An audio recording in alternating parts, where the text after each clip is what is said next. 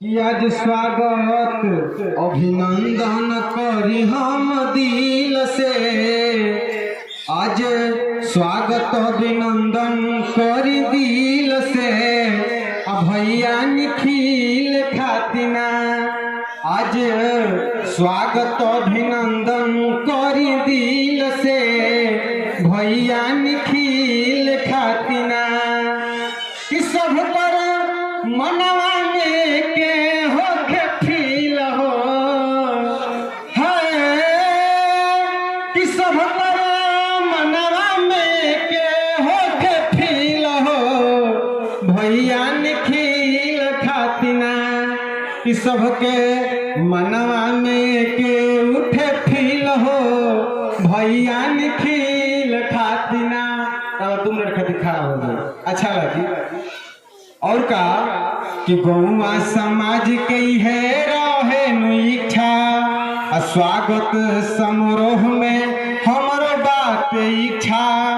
और का अब तो इनके नाम बनी अब तो इनके नाम खातिर बनी खाली रील हो। इनके नाम खातिर खाली अब बनी रील हो।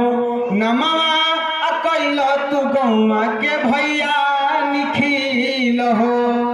और का खुशी के माहौल उठे भरसर गांव के मौका तो दिले भैया नाम करे आज के कि सबके खुशी डूबल मन में इहे उठे फील हो।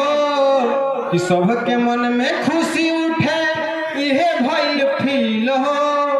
भैया निखिल खातिना तुरले बहुत लास्ट में खुशी के बात कहते नहीं कि जवन आज के लड़का के दम ना रहे भैया हमार करके दिखैले बड़े कि तुरले 183 रैंक वाला सील हो।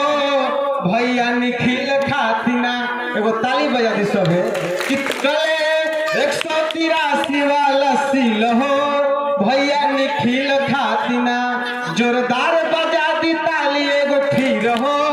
भैया निखिल खातिना आज बिहारो सरकार इस चीज के गर्व मानत हो कि निखिल कुमार के नाम के भड़सर गांव के लड़के 183 रन तुरे के क्षमता दिले रहे। आज बिहार स्तर पे नाम के बहुत बहुत धन्यवाद। हमारा खुशी भाई जय हिंद।